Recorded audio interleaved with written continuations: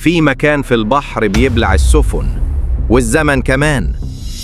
الكل سمع عن مثلث برمودا، لكن في منطقة تانية اسمها بحر الشيطان قرب اليابان بتختفي فيها السفن والطائرات بدون أثر.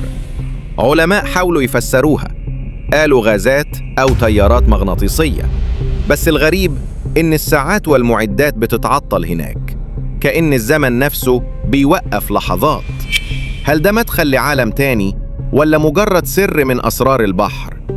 مش كل اللي بيغرق في البحر بيرجع للزمن نفسه. تابع غرفة الغرائب 101، لأن المجهول دايماً بينادي.